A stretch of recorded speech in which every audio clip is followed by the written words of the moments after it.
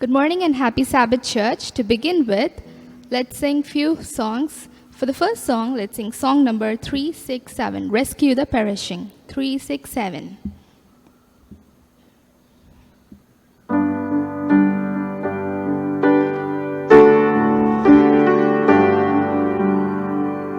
Rescue the perishing, care for the dying, snatch them in pity from sin and the grave. Weep o'er the erring one, lift up the fallen, tell them of Jesus the mighty to save. Rescue the perishing, care for the dying, Jesus is merciful, Jesus will save. Though they are sliding him, still he is waiting, waiting the penitent child to receive. Plead with them earnestly, plead with them gently, he will forgive if they only believe. Rescue the perishing, care for the dying, Jesus is merciful, Jesus will save. Rescue the perishing, duty demands it, strength for thy labor the Lord will provide. Back to the narrow way, patiently win them, tell the poor wanderer a Savior has died. Rescue the perishing, care for the dying, Jesus is merciful, Jesus will save. For the next song, let's sing song number 618, Stand Up for Jesus.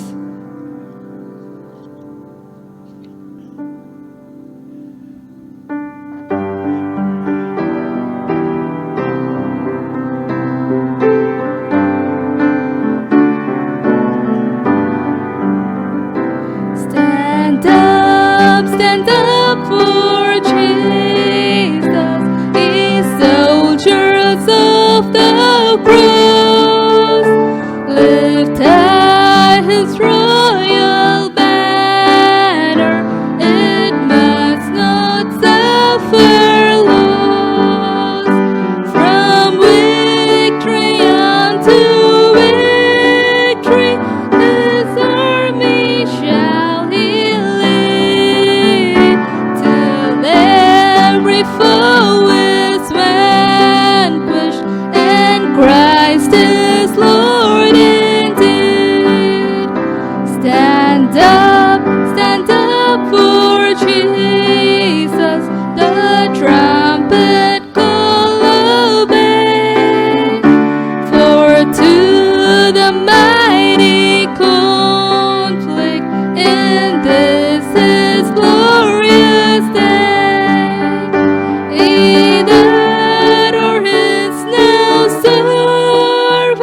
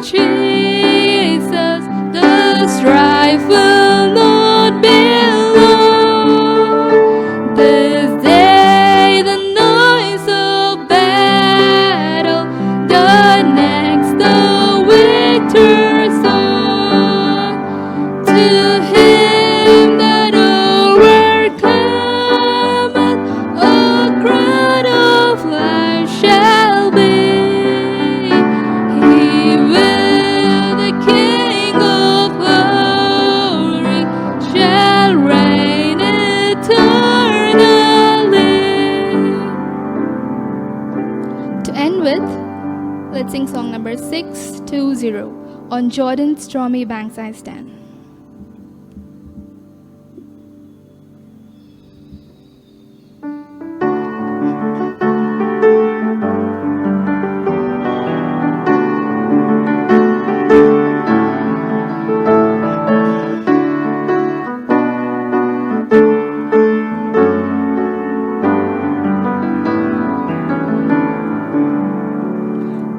On Jordan's stormy banks I stand and cast a wishful eye to Canaan's fair and happy land where my possessions lie.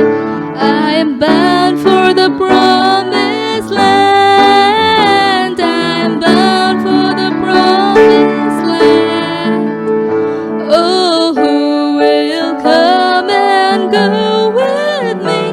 I am bound for the promised land. Oh, roll those wide extended plains, shines one eternal day. There cries the sun forever reigns and scatters night away. I am bound for the promised land. I'm bound for the promised land. Oh, who will come and go with me? I am bound for the promised land. When shall I reach that happy place and be forever blessed? When shall I see my Father's face and in His kingdom rest? I am bound for the promised land. I'm bound for the promised land. Oh, who will come and go with me? I am bound for the promised land. Filled with delight, my raptured soulhood here no longer stay. The Jordan's waves around me roll, fearless I'll launch away. I am bound for the promised land. I'm bound for the promised land. Oh, who will come and go with me? I am bound for the promised land. Thank you. Good morning and happy Sabbath. I welcome you all to the Sabbath school service. John chapter 1 verses 1 to 4 says, In the beginning was the Word, and the Word was with God, and the Word was God. The same was in the beginning with God. All things were made by Him, and without Him was not anything made that was made. In Him was life, and the life was the light of men. For the opening song, let's sing song number 34, Wake the Song.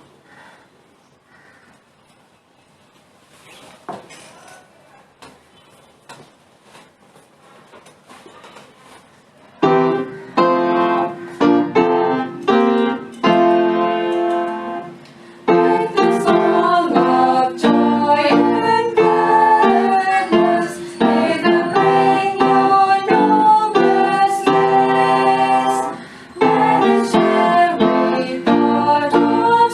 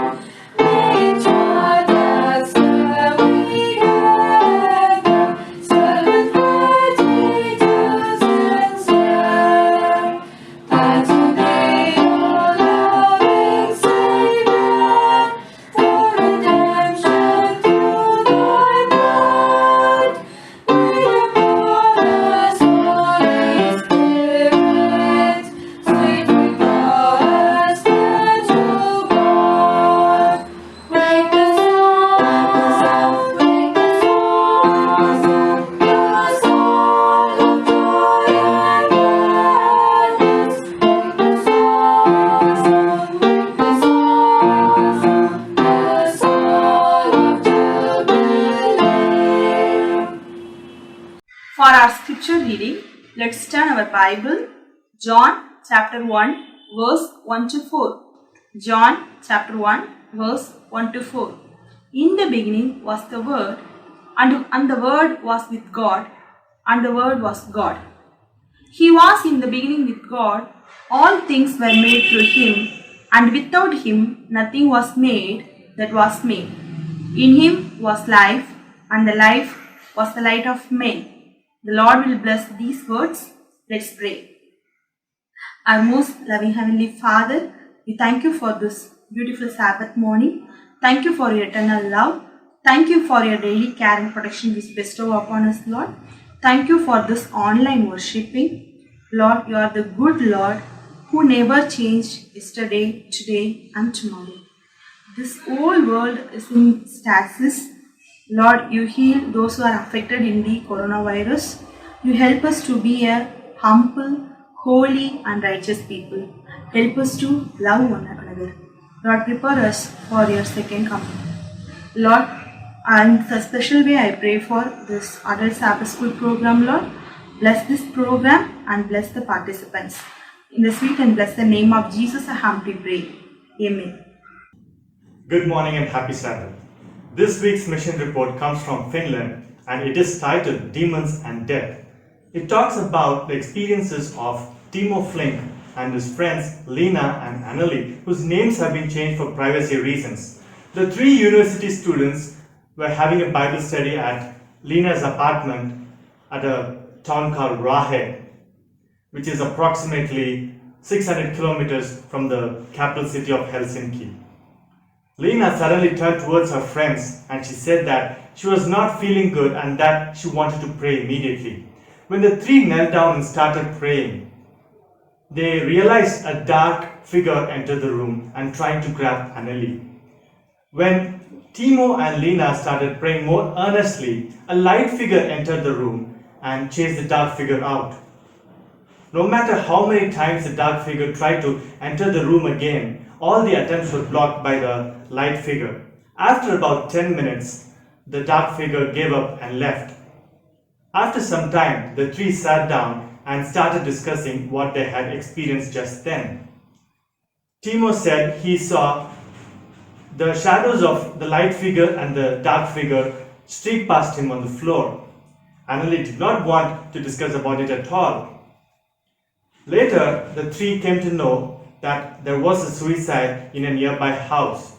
They also came to know that the time at which the suicide happened and their encounter was exactly at the same time.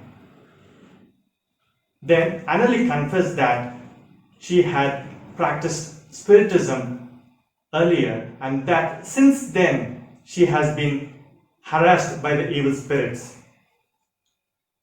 It was the first experience for Timo where he experienced the great controversy between Christ and Satan, and it will not be the last. After Anneli got baptized in the Seventh-day Adventist Church, her experiences with the evil spirit ended. Later, one day, Timo, who is a sound sleeper, woke up in the middle of the night feeling very restless. He felt a strange presence in the room. Then he heard a voice saying, "Do not get baptized." Timo prayed and the presence left.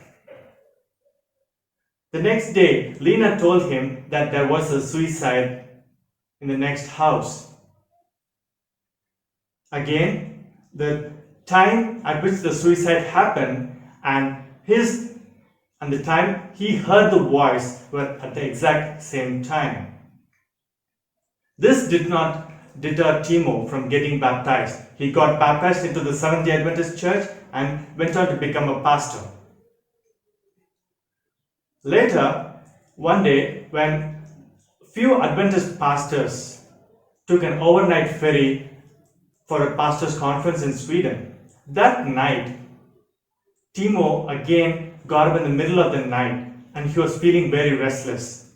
He felt a sudden urge to pray. When he started praying, he heard loud demonic laughter, which he says is indescribable. He continued praying, and he prayed for about 2 hours.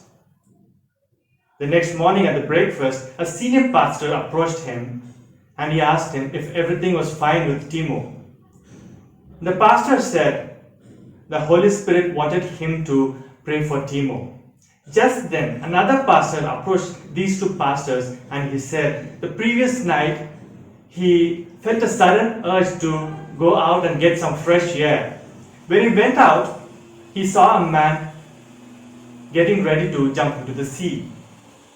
He somehow coaxed the man and he brought him back into the deck and he counseled him for an hour. Again, the three pastors came to know the three events happened at the exact same time. Timo now is 45 and is the communication director of the Adventist Church in Finland.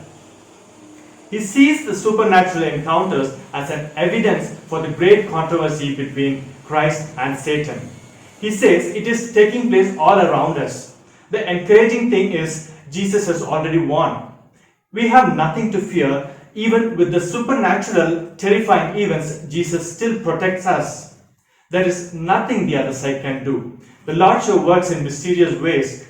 Timo, who had studied to become a software engineer, went on to become a pastor and has been serving the Lord since then. In each of these experiences we have seen today in the mission report, we see prayer as a strong instrument to get closer to the Lord. Let us continue to pray and pray more earnestly to strengthen our bond with Christ. Let us also pray for the mission work in Finland. Our prayers and offerings can help bring more souls to the Lord. Thank you.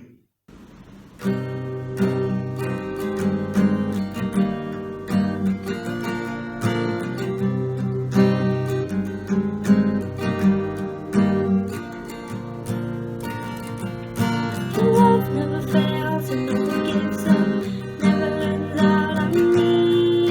Love never fails and never gives up, never runs out on me. Love never fails and never gives up, never runs out on me. Your love.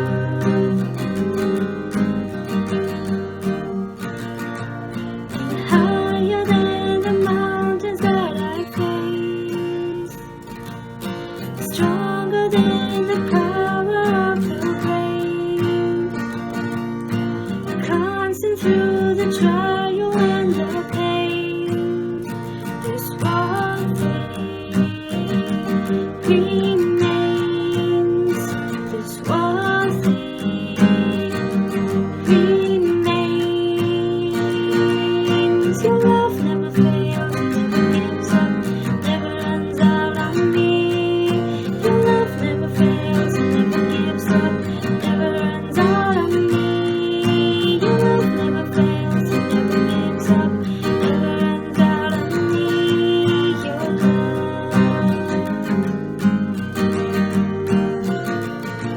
And on and on and on and on it goes.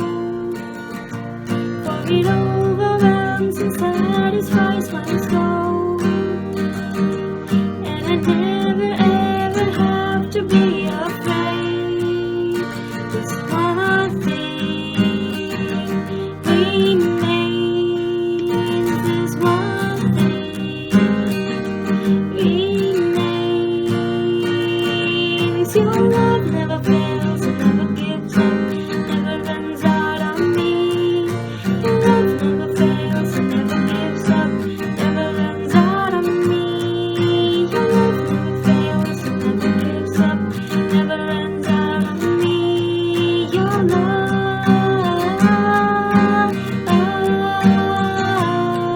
your love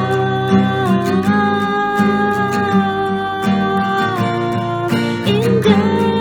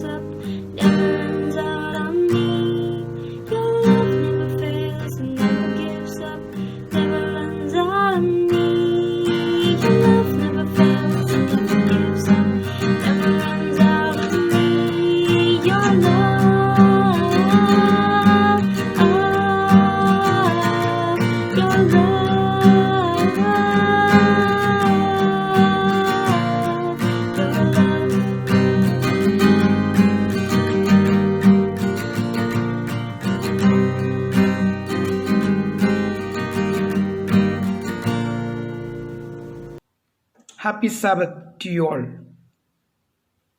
I'm so glad and privileged to get this opportunity to share with you a small thought from the book of Job.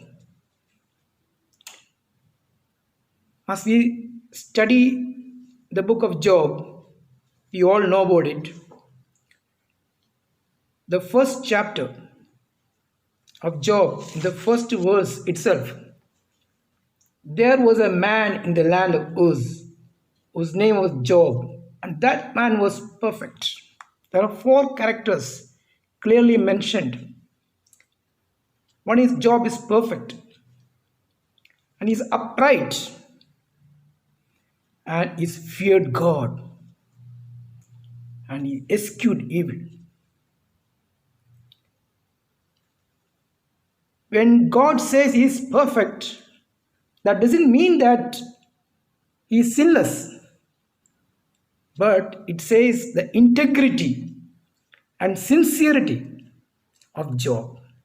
The integrity and sincerity of Job that reached to a degree of development that heaven expects at any given time.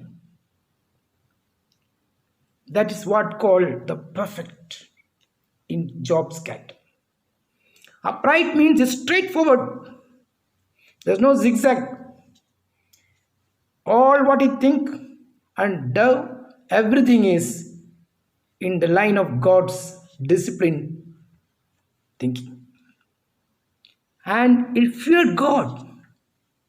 He feared God means he faithfully served God and eschewed evil, shunned evil.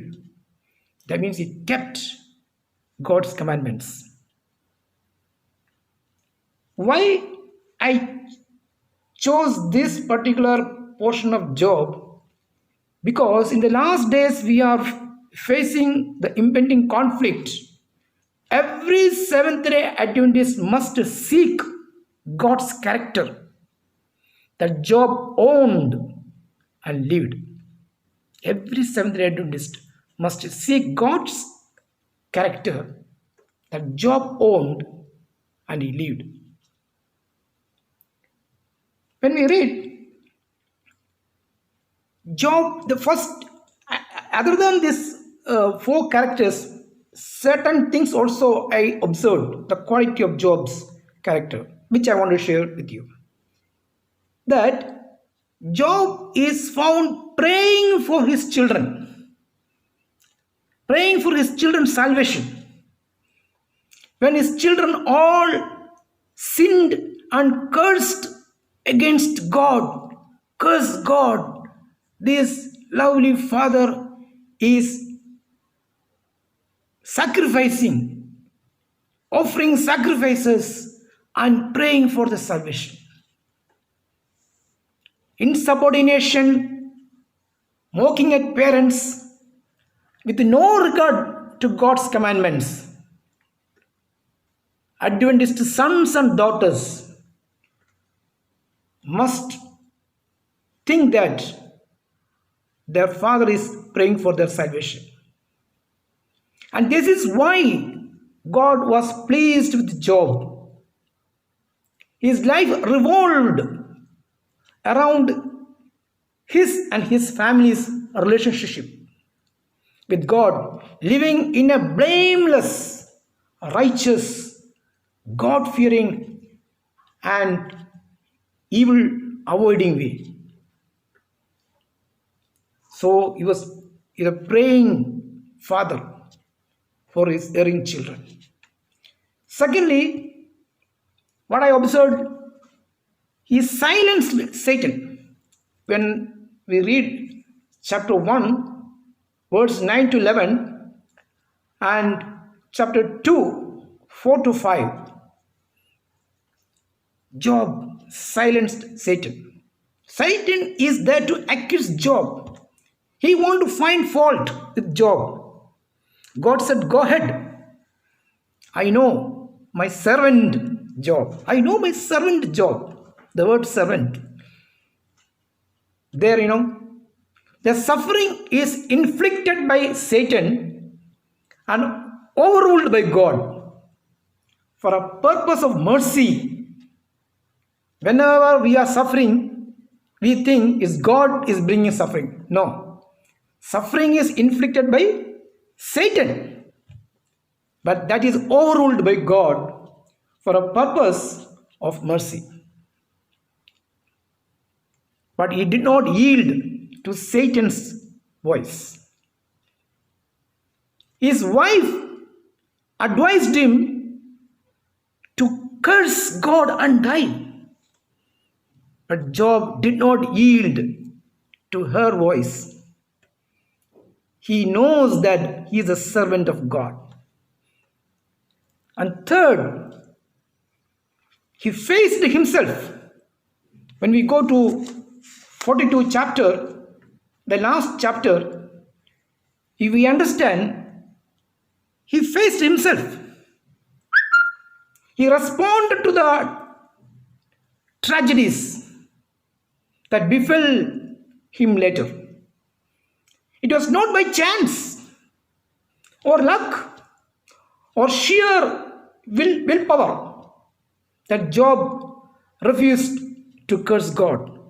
It's not by chance or by willpower, but it is because of all those years of faithfulness and obedience to God gave him the faith and character that enabled him to trust in the Lord. All these years, he had a strong faith in God, and that faith enabled him to trust in the Lord, and that power of God enabled him to not to curse God, regardless of whatever happened to him. And the fourth thing, revealed God. He revealed God. 42 chapter verse 5, when we read it, I have heard of thee by the hearing of the ear, but now my eye hath seen thee. I have heard of thee by the hearing of the ear, but now my eye has seen thee.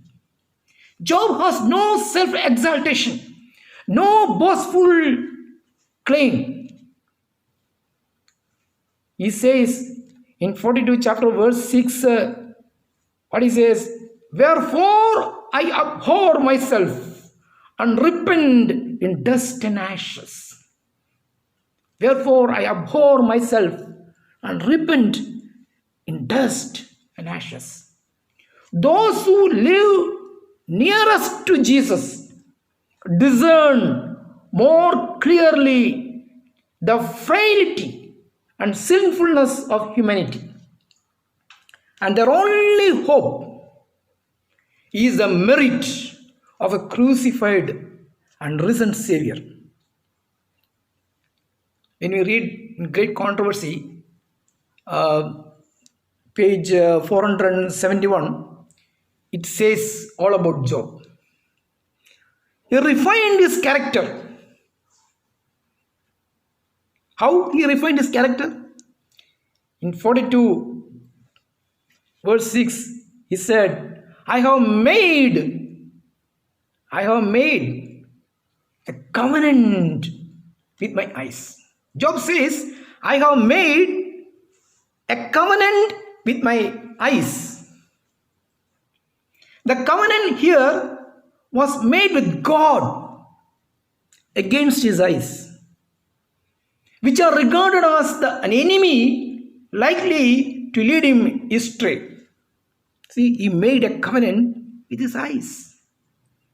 And he says, if my heart has been enticed by a woman, go back to chapter 31, verse 1, he says, I have made a covenant with mine eyes, why then I should look upon a maid?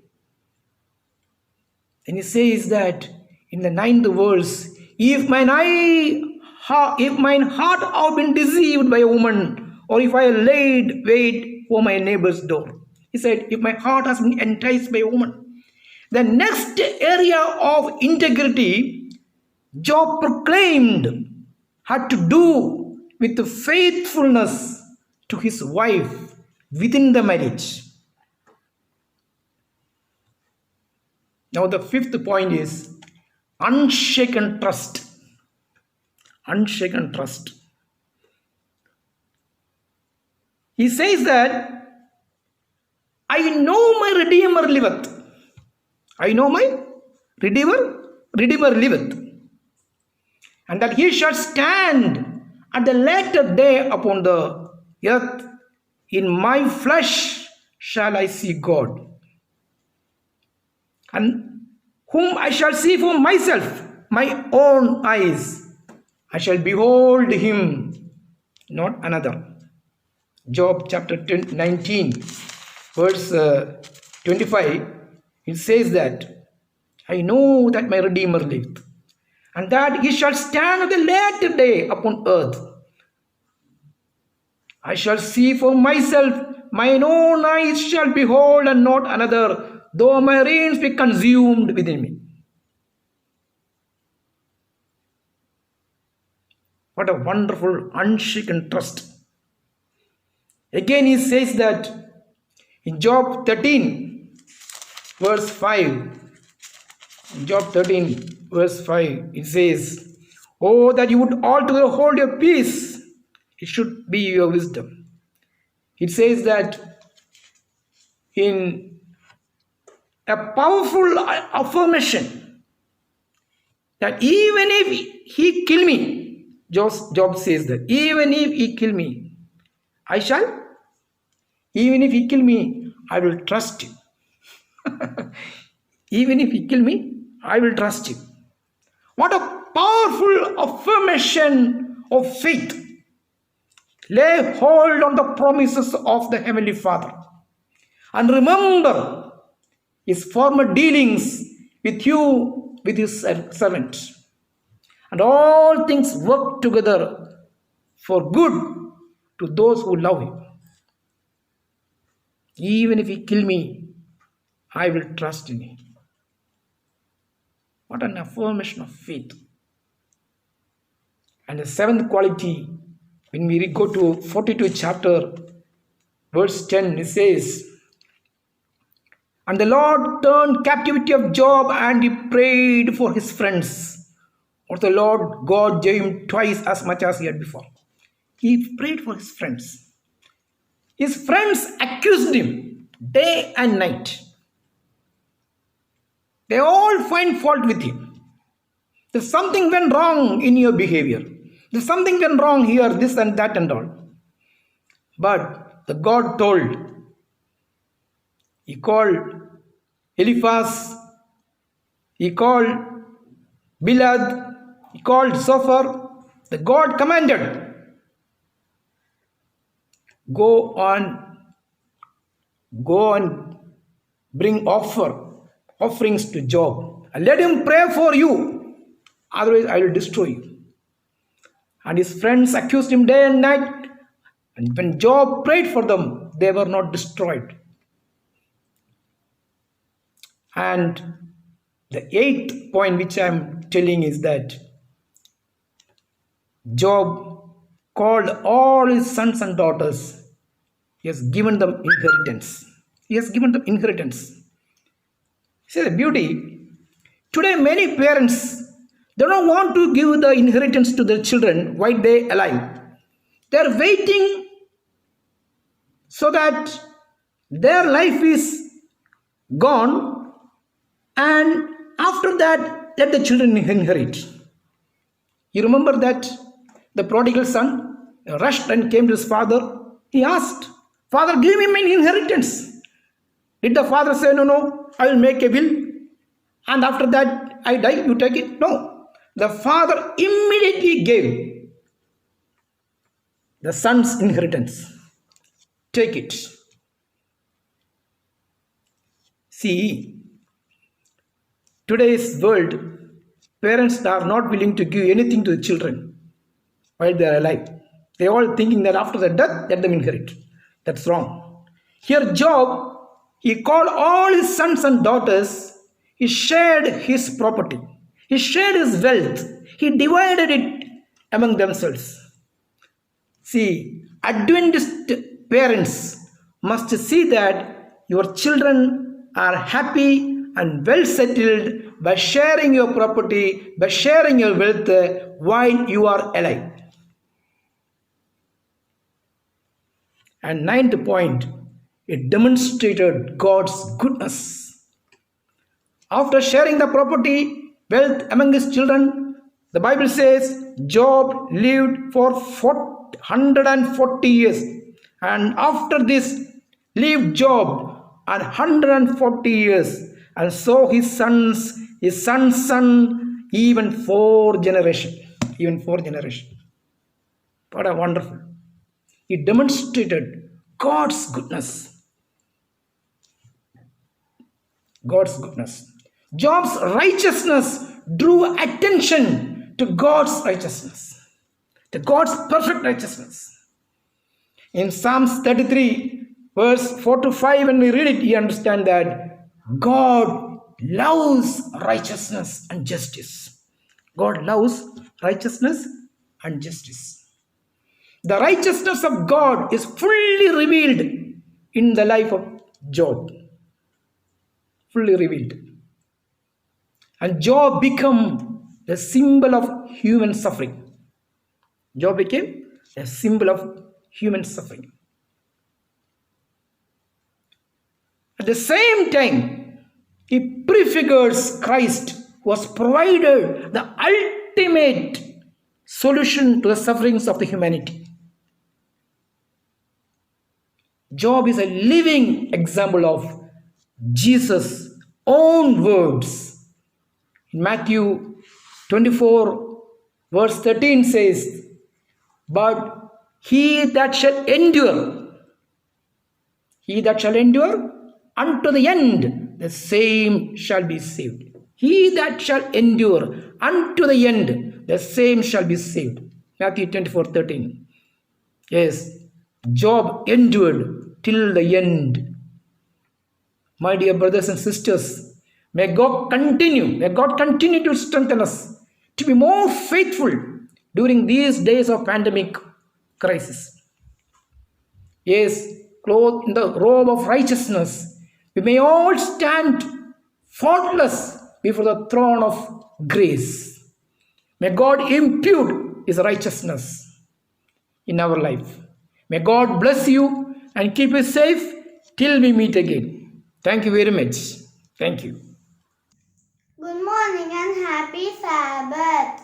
I'm going to recite Psalms 133. Behold, how good and how pleasant is for brethren to dwell together in unity. It is like a precious ointment upon the head, that ran down upon the beard, even Aaron's beard, and went down to the skirts of his garments, as the dew of firmament, and as the dew that descended upon the mountains of Zion.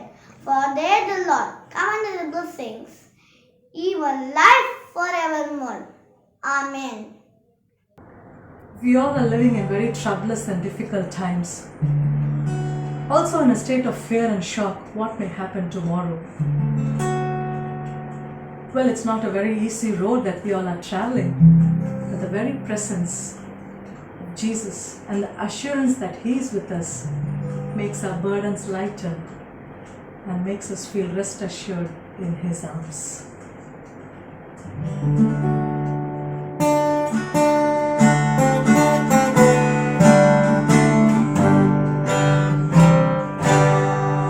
It's not an easy road.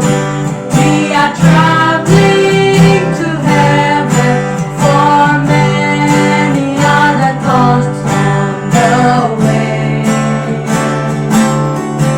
It's not an easy road, but the Savior is with us. His presence gives us joy every day.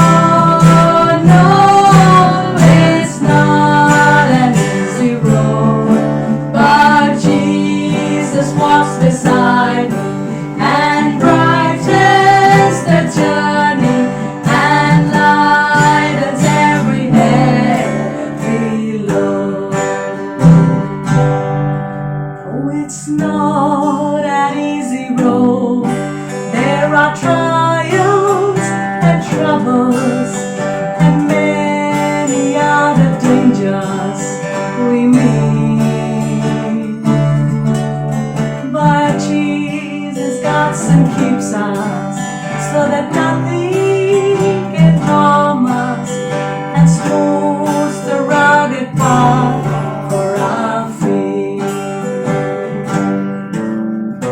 No, no, it's not an easy road.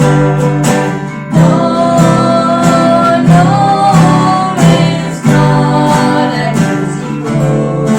But Jesus walks beside and brightens the journey and lightens everywhere we go. Though I am often footsore and weary from travel, though I am often bowed down with care, well, a better day is come when home in the glory we will rest in perfect peace over there. Pum, pum, no, no, it's not an easy road. No, no, it's not an easy road.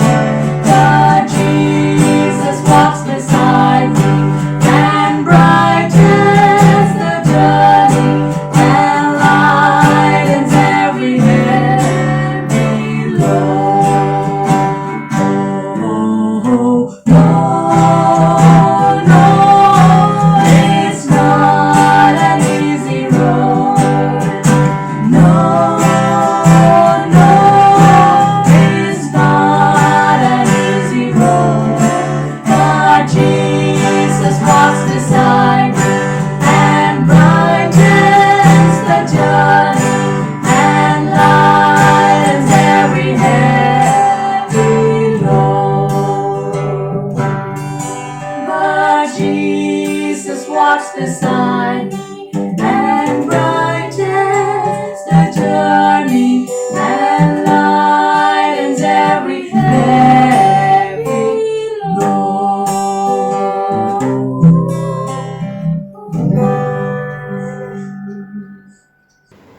Good morning, Sabbath School, and a happy Sabbath to each and every one of you. It's really nice for me to be given this opportunity by the leaders of the church, the Sabbath School superintendent, the pastor, to take the lesson study for today. It's a really new thing for me. I've not taken the lesson study, I think, ever in this Sabbath School, but today is the day. Before we start, let's just have a small word of prayer. Our Father in heaven, we thank you for this wonderful day. We thank you for keeping us safe during all these trying times. And as we are starting the Sabbath School lesson, we pray that you would be able to open our minds to receive the lessons that you are going to impart to us so that we can reinforce ourselves as better Christians and be a witness to the others in the world. We pray these few mercies in Jesus' name. Amen. The book of Genesis. You know, when you're kids growing up, these are the first stories that you learn from the Bible. You know, these are generally the first stories that you're ever taught. The story of creation, the story of the fall, about how Eve got tricked by the serpent and ate of the fruit of the knowledge of good and evil. And we learn about a lot of things, you know, the first children of the earth, Cain and Abel, Seth, and we learn about Noah and the animals. I mean, every kid will know this story. So Genesis is, you know, not a really very hard, especially the first few chapters, you know, it seems to be very straightforward. And a lot of people, you know, they don't give too much importance to Genesis. You know, it's just straightforward, right? Just a couple of verses.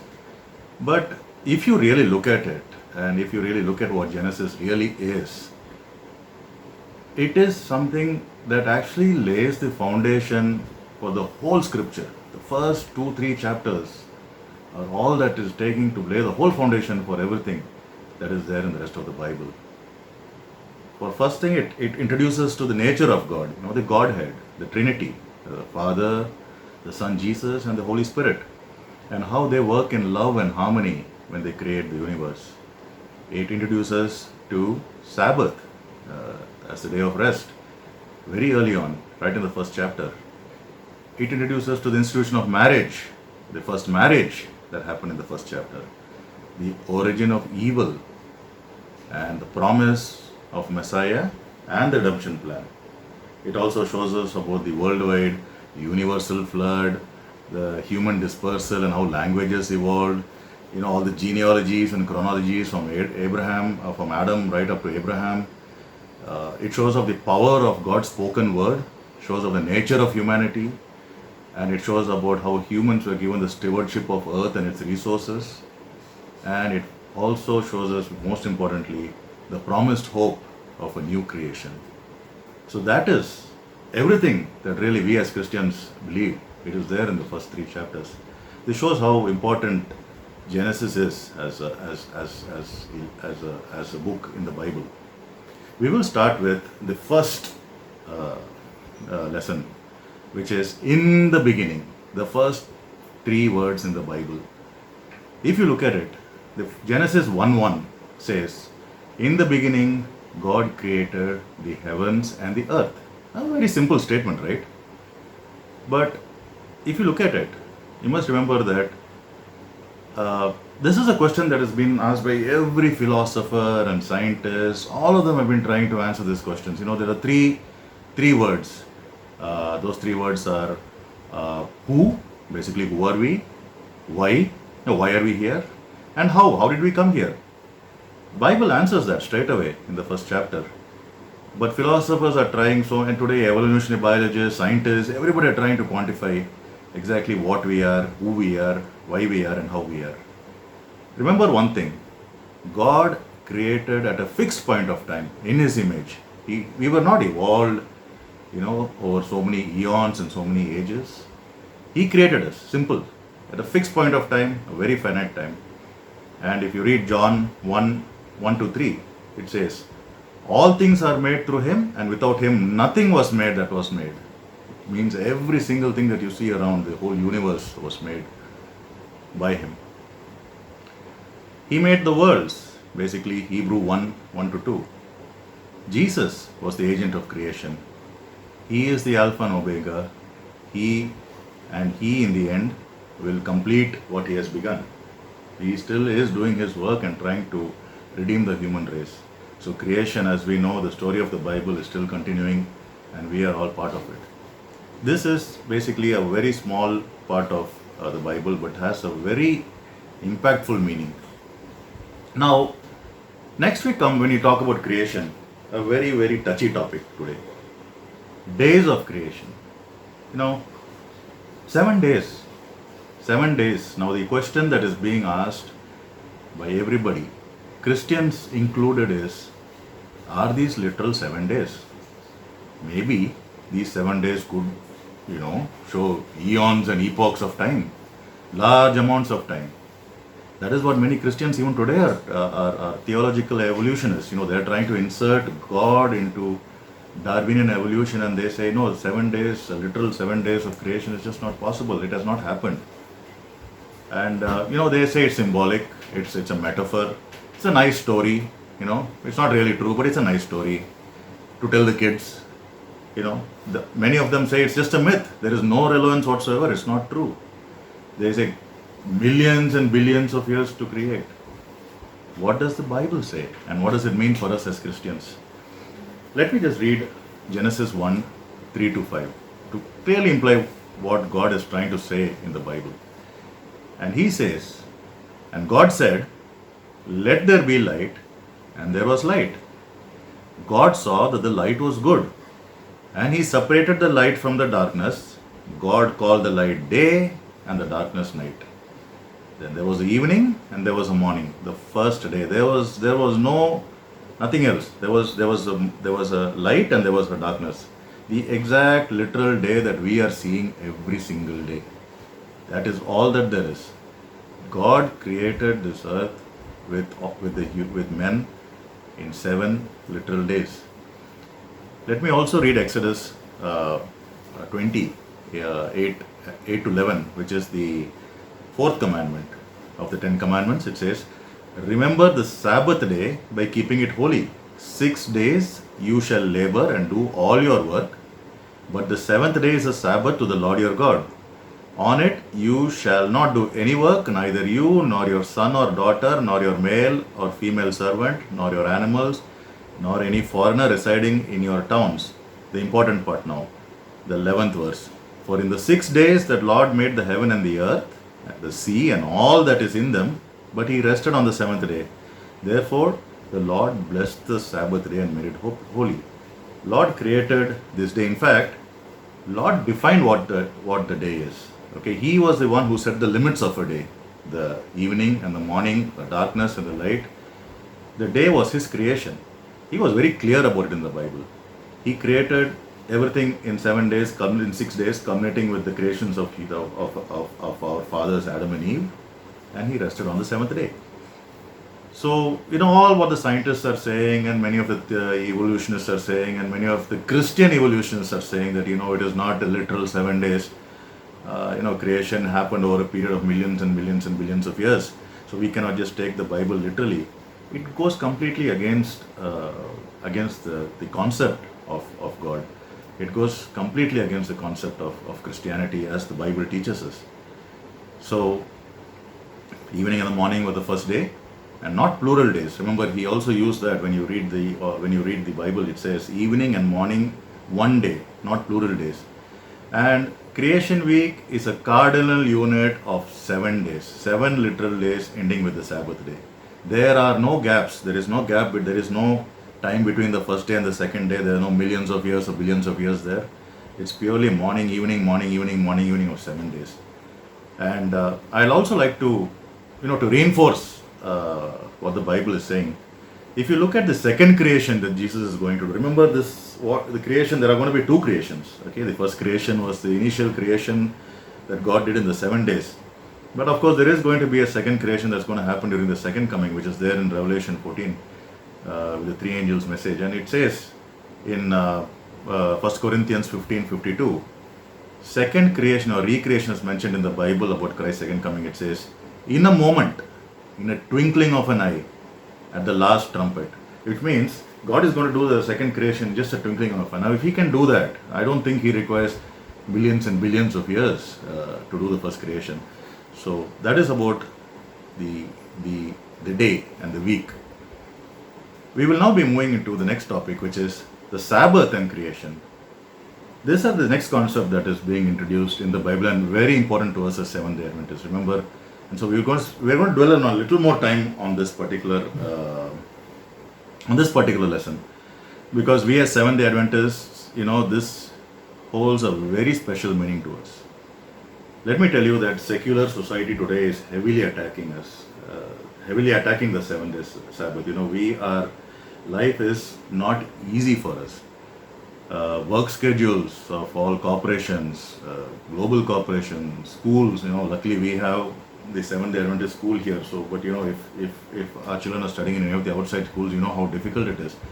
All these special classes, all these sport meets, all the functions are held on Saturdays generally. And there are many attempts in Europe to actually redefine the calendar to make Monday as the first day and end with Sunday as the 7th day. We are Sunday, in fact, throughout the world, if you see, when Saturday or the Sabbath day rather should be the most happy day where we rest with God and worship with Him. Generally, Sunday is the most happy day for everybody. And this is one of the greatest, lies and accomplishments of Satan, as you know, changing the law of God. He has cunningly changed the day to Sunday. And, there is also a recent papal decree that came out in 2015, which actually classifies the 7th day as a Jewish Sabbath, all right, to differentiate from the Christian Sabbath, which is the Sunday.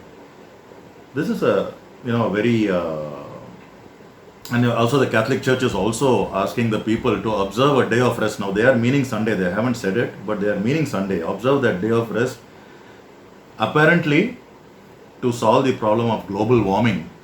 So they are trying to take a problem that the earth is facing now and, quantify that to be a reason for a 7th day or a Sunday rest. and also just recently, we were attacked on all sides. I can tell you one small example that my daughter found out.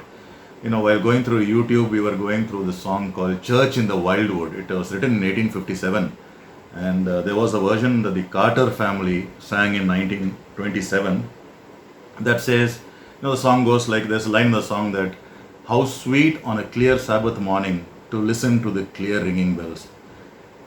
Dolly Parton, when she sang a cover of this song in 1999, she changed the word very subtly. I was shocked when I heard that version because it clearly changed it to the word Sunday.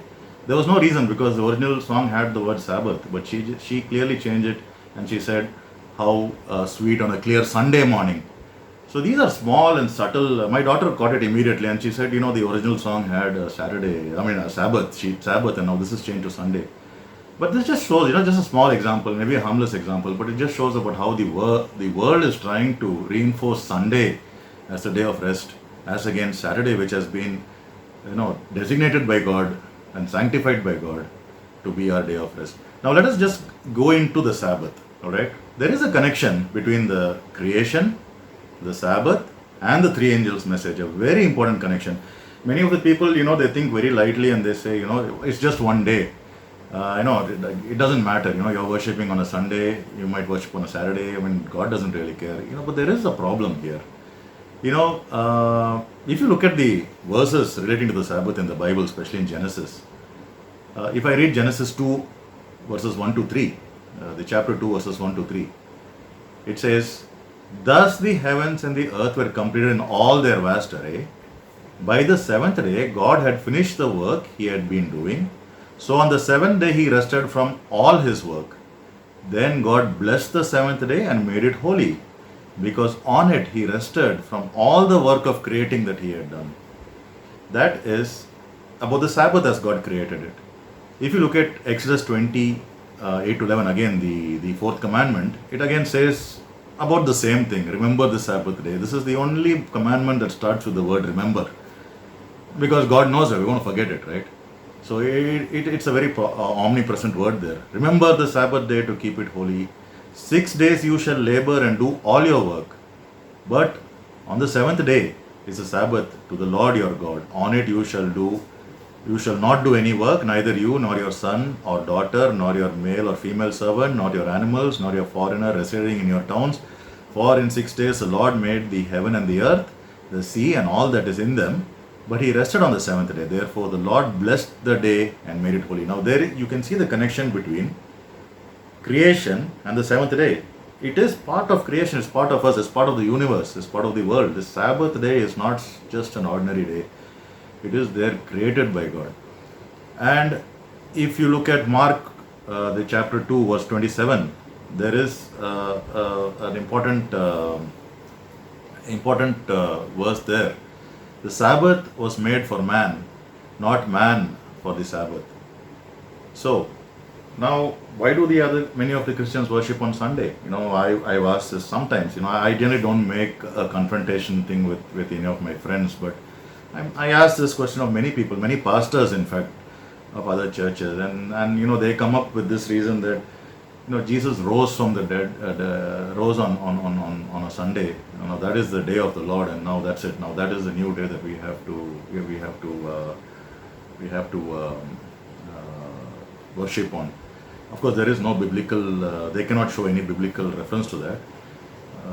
And no matter how many times we show about the Sabbath day, many of them don't take it for granted. But you must remember. Many Christians justify Sunday as it signifies our redemption and our salvation from sin. In fact, many of them, they say when you follow the seventh day Sabbath, they're actually clubbing us with the Jews. And they say the Jews are the people who rejected the Messiah and actually had him killed. So, it's looked like a bad thing for us. There was one Christian pastor, I remember when I brought this up, and he said, if you follow the seventh day, you're actually with the Jews. And you're the one who has rejected the Messiah. A very strange thing that he said, but that was what he said. And now we know the relationship between creation and the Sabbath. Let me show you what one of the three angels' message in Revelation 14, verse 7. He said in a loud voice, "Fear God and give him glory, because the hour of his judgment has come. Worship him who made the heavens, the earth, the sea, the spring of water. Creation is being amplified in the three angels' message where they say, worship him. Why do we worship God? Is it because he rose on the Sunday? No, it says here very clearly, worship him because he created the heavens, the earth, the seas, and the springs of water. So we see very clearly that the creation week is tied very inextricably to the fourth commandment, which is to keep the Sabbath day holy. And this fourth commandment is very inextricably tied to the three angels' message. They are one, a full circle. Genesis to Revelation, they are one story, and Sabbath is right in the middle of it. Let me also, stress on some things that God did on the Sabbath. Remember the first Sabbath, if you look at the verses, what God did, he did three things. I will read three verses. The first verse is Genesis 2:2. Genesis 2:2 says, and on the seventh day, God ended his work which he had done. So that's it. He ended his work. He ended his work and he rested. Okay, so that was the first thing that he did. The second thing, Patriarchs and Prophets in page 47, written by Ellen White, if you see, it says, after resting on the seventh day, God did something. He sanctified it. Now, he didn't just rest and say, okay, all of you followed. He actually made it a point to sanctify that day. What does sanctify mean? The word sanctify, when you say sanctuary, all these comes from that particular word sanctify. Sanctify means to make something holy. He has done this to this one day only. There are 7 days. He could have chosen from any of the 7 days, but no, he, at the time of creation, sanctified, the moment he rested, he sanctified that day. And he set it to be a part of our week, to be our day of rest, wherein we worship with him and rest with him. The third thing that he did, if you see, was he blessed it. He blessed the Sabbath day. Again, there is no other day that he blessed in particular. So the three things he did: he rested, he blessed, and he sanctified. So these are really a very unique things that we cannot just ignore and say it's just a little thing. Not keeping the Sabbath here and there is just a little thing. But understand, these are very unique things that God did. He did so many things in 6 days, and he did so much on that one day. So you can understand the importance of the Sabbath day. So in this lesson, we learn clearly how Sabbath is the link between creation and revelation. It is all three of them are actually linked together. It also shows how God made this day special by doing the three things, basically rested, blessed, and sanctified. We'll now move to the next lesson, very important lesson in today's times, and it is about creation and marriage.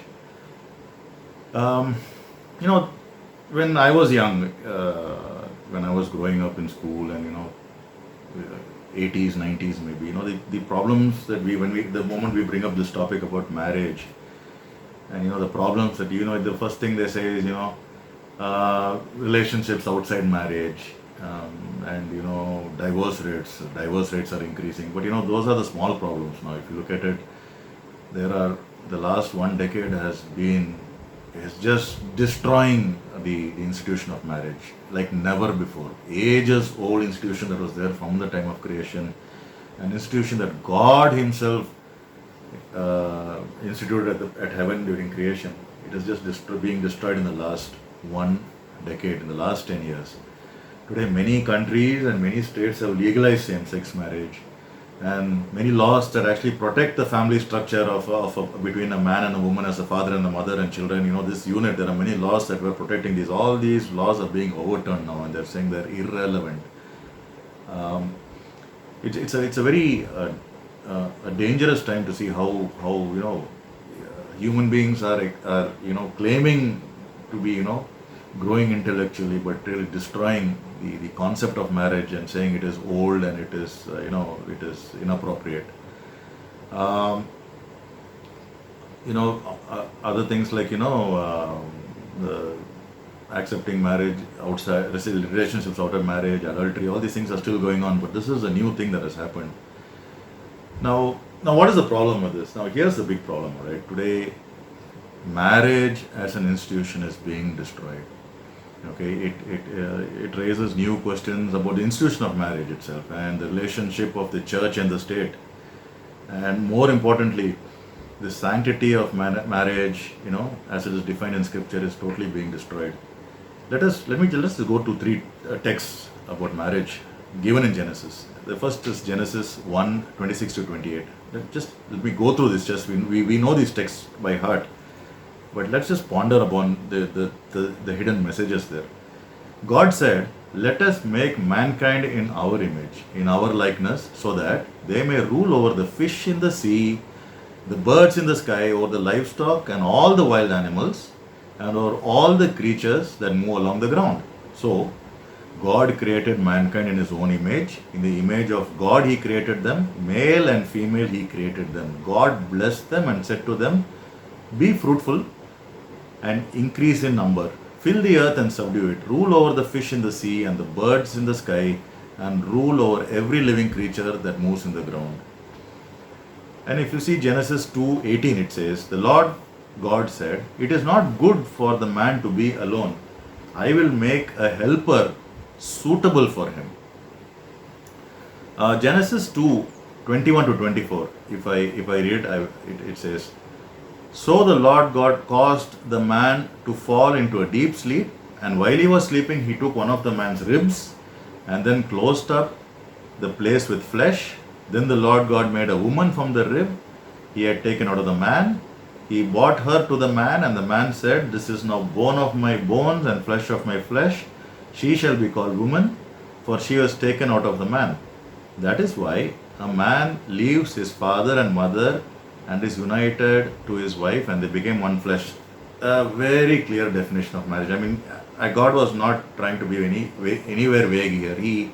He explained this in detail, so that there can be no confusion about what a marriage is. It's not between a man and a man, a woman and a woman. It is clearly between one man and a woman who became a single unit. The main thing that I'd like to discuss about this very important thing is the first verse. What I read was Genesis 1:26 to 28. It says, "Let us make mankind in our image." This particular verse, which which initiates marriage, the concept of marriage and the creation of woman. If you see, it says very clearly, "Let us make mankind in our image." The Godhead is clearly defined here. The Godhead, which is basically a loving harmony of the triune of God, the Father, Jesus, and the Holy Spirit. A loving harmony to each other. And this is what God was trying to create in a marriage between a man and a woman. The loving harmony that should be there in a marriage, which is the institution. And it is not coincidence that He used the word, "Let us create in our image." Man and woman, let us. He didn't say, if you look at the Genesis 2:18, it says, "It is not good for the man to be alone. I will make a helper for him." But Genesis 1:26 to 28 says, "Let us make a mankind." It is because He is trying to amplify the love of the triune, God the Father, Jesus the Son, and the Holy Spirit, to be the basis of the love and harmony that needs to be there in a marriage between a husband and a wife.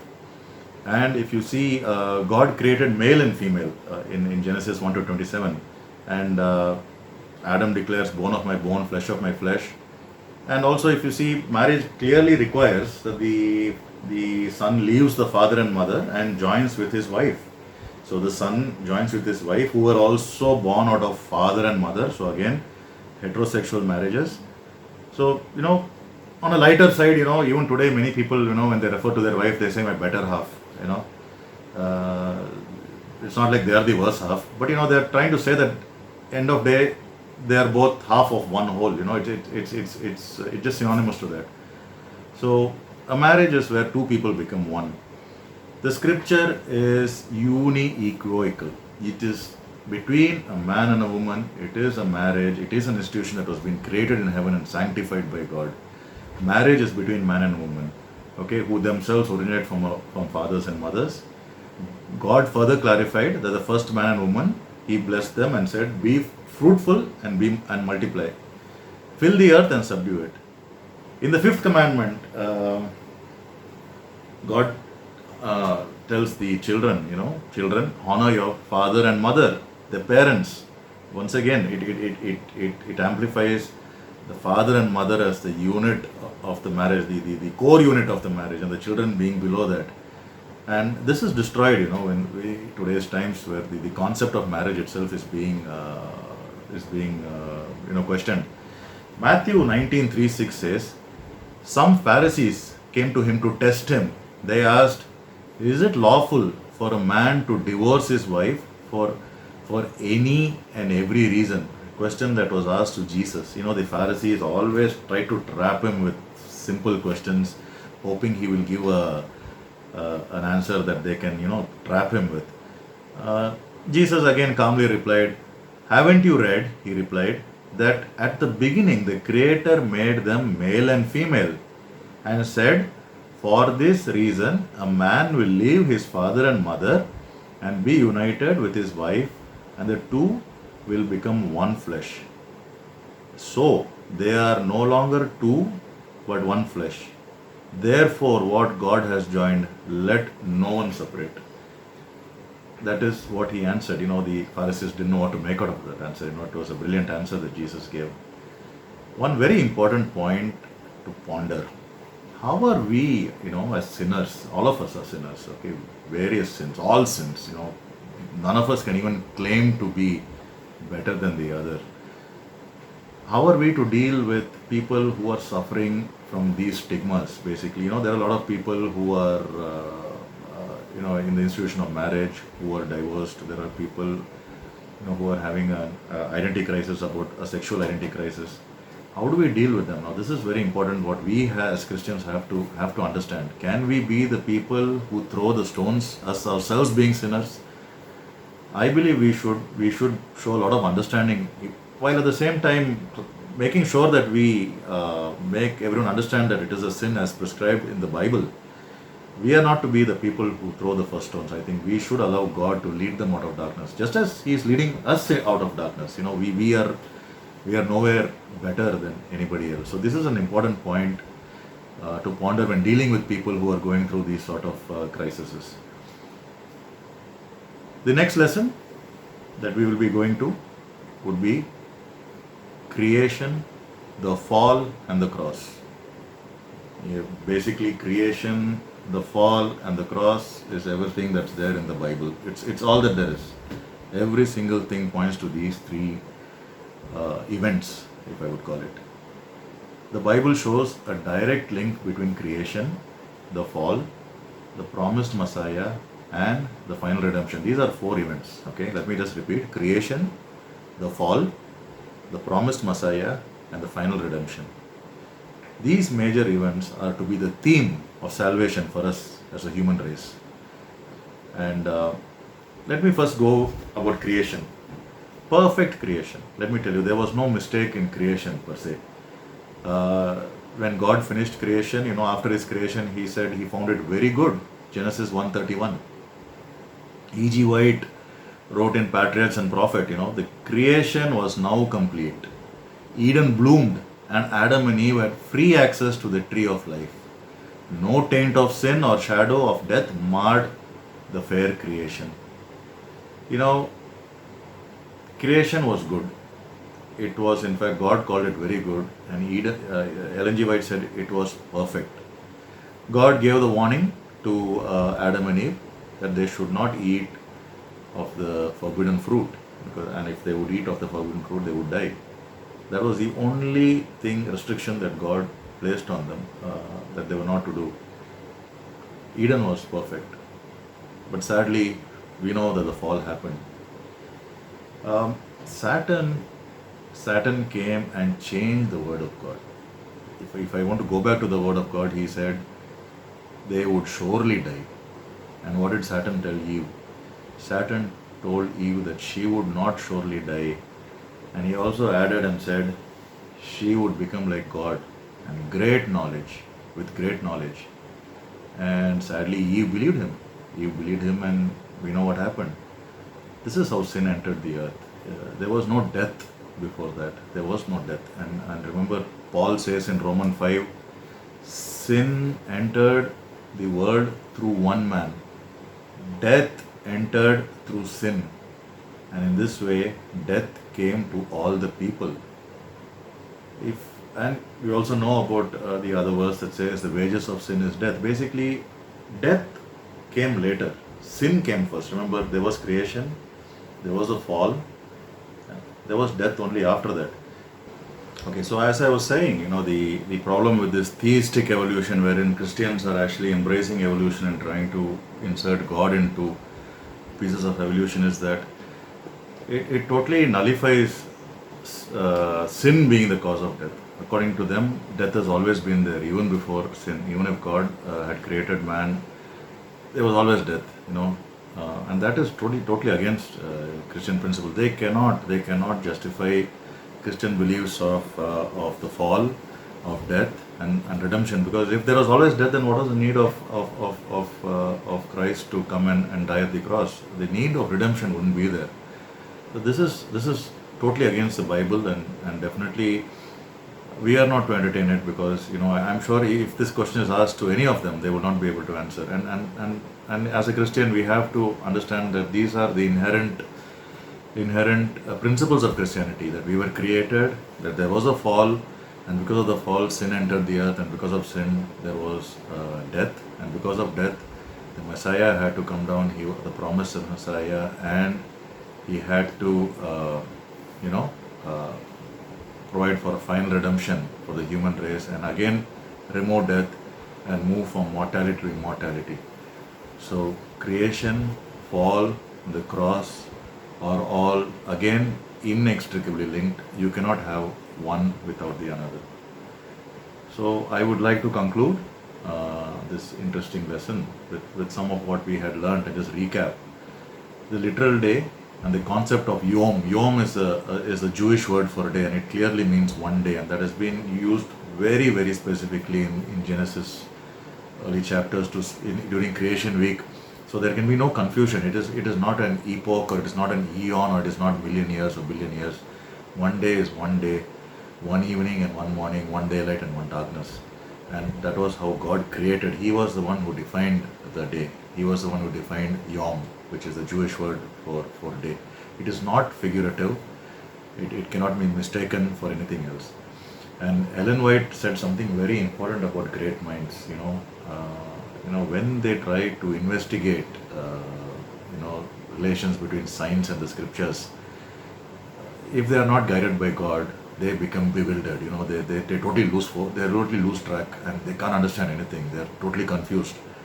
And the Creator and His work are beyond their comprehension, and they because they are not able to understand it, because it does not justify their limited laws of nature, they just say it's unrealistic and it is just a story. And many Christians are actually today suggesting theistic evolution. They're saying, maybe evolution is the way God created us. It is just simplified in Genesis, and it doesn't explain sin. It doesn't explain the fall. It doesn't explain the concept of Jesus, the concept of death, and why Jesus had to come down to earth and die for us, to redeem us. And very importantly, one of the lessons that we learned is we cannot be, as Christians, faithful to Jesus and to His teachings. We cannot be the ones who would be casting the first stones when we are ministering. When we are serving, and when we are ministering, and we are dealing with people who are in this sin of marriage, in the sin that is outside of marriage. The relationships between men and all this. We just need to trust God that He will lead them out of the darkness. And just the way that God is leading us, we are all sinners. Okay, so to even have a slight holier than thou attitude, I think is very wrong. And let me just tell you, in the Garden of Eden, Satan told a big lie to Eve. He told Eve that she would surely die. Today he has changed the lie. Once again, the epic liar that he is. He has changed the lie. Today the story he is telling is, you shall surely die. There is no redemption. It is evolution. Everyone dies. Everything dies, whether you're good, bad, sinner or not. That is the new lie that he is perpetuating to the world. And it is now time for us today, in the last few days, to actually come back to Genesis, the first book, the book that defines Christianity, the book that defines every other book that follows. It is now our time to come to it, because that is the book that Satan is today attacking. The first chapter, he is totally negating the chapter with new theories of evolution that scientists are being, and that is being accepted by the world today. We pray that we will meditate on these on Genesis. The next week's lesson would also be on continuation on Genesis, and the impact and the importance that it has on all of us as Christians. I pray that our lesson study has allowed us to at least impart a little bit of what Genesis really shows us and the importance of Genesis. And I thank you once again, and wish you all a very happy Sabbath, and please stay safe. Thank you. For our closing song, let's sing song number 476, Burdens Are Lifted at Calvary.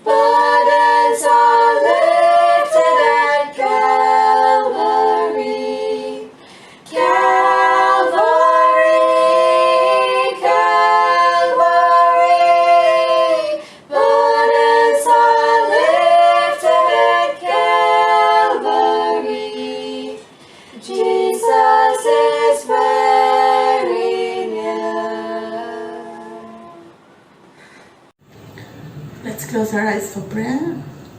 Our dear loving Father, which art in heaven, we thank you for this wonderful day that thou hast given us. Thank you for leading us and guiding us, Lord, all through the past days. Thank you for being with us and giving us good health and strength, protecting us from all harms and danger. Thank you, Lord, for all that you have done for us. Help us to be more closer drawn to thee day by day, and help us to be walking in thy footsteps, Lord. We thank you for this Sabbath school which we have. Thank you for all the members who have taken part today. Bless them abundantly, take care of them. We pray for all the dear families. Bless them, Lord, and take care of the elders of this church and the pastor. Bless him abundantly and lead us and guide us, Lord, in everything. Help us in this lockdown. Help us, take care of us and lead us and guide us. Bless our members to be with the good health and strength. Nothing, no harm should come to anybody, Lord.